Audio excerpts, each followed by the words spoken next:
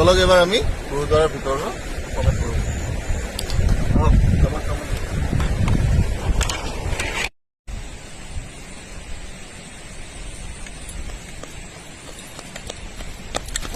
বলাই লোৱা তাতে আৰু লৈ আনি দিব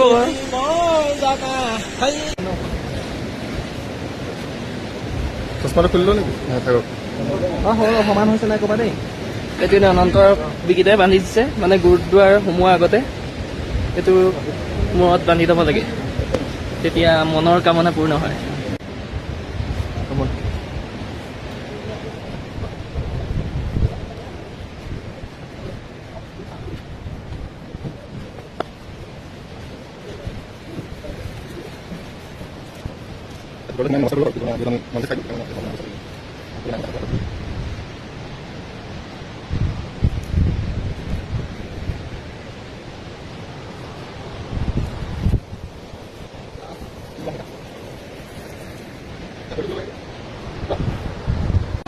গুৰুদ্বাৰটোৰ নিচেই কাষতে নৈ এখন বৈ গৈছে, আপোনালোকে শব্দ পাইছে চাগে। ইয়াৰ দৃশ্যটো চাই লওক, একদম মানে মন মোহনীয়।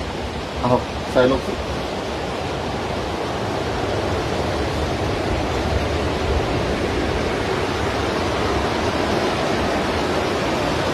ইমান শান্ত পৰিৱেশ, চহৰৰ কোলাহল পৰিৱেশৰ মাজত যদি এনেকুৱা আহে, আপোনালোকৰ মন পূৰা পবিত্ৰ হৈ যায়। গতিকে যদি আপোনালোকে মেচিডালৈ আহে, এইটো কেতিয়াও মিছ নকৰিব।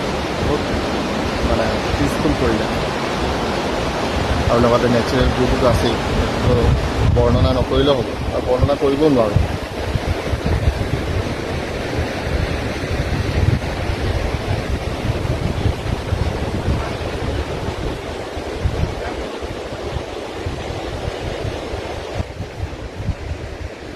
এয়াই গুৰুদ্বাৰা।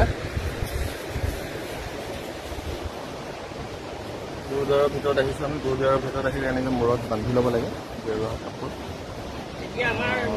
এনে ভিতৰত সোমাই আমি সেৱা কৰিবলৈ দিয়ে, কিন্তু যিহেতু আমি আজি নন ভেজ খোৱা হ'ল, এতিয়া আমি ব্ৰেকফাষ্টত অমলেট খাই আহিলোঁ। গতিকে মানে আজি আমাক মানে ভিতৰলৈ সোমাব মানা কৰিলে, আৰু গতিকে আমি বাহিৰৰ পৰাই নমস্কাৰ দি দিলোঁ, সেৱা এটা কৰি। এতিয়া ইয়াত লাংগাৰ দিব। এতিয়া আপোনালোকে চাব পাব। আপোনালোকে জানে যে ভাৰতৰ যিমানবোৰ গুৰুদ্বাৰা আছে তাত মানে লাংগাৰ দিয়া হয়, গতিকে সেইটো এটা প্ৰসাদৰ নিচিনা আৰু। গতিকে সেই প্ৰসাদটো গ্ৰহণ কৰিম আৰু আমি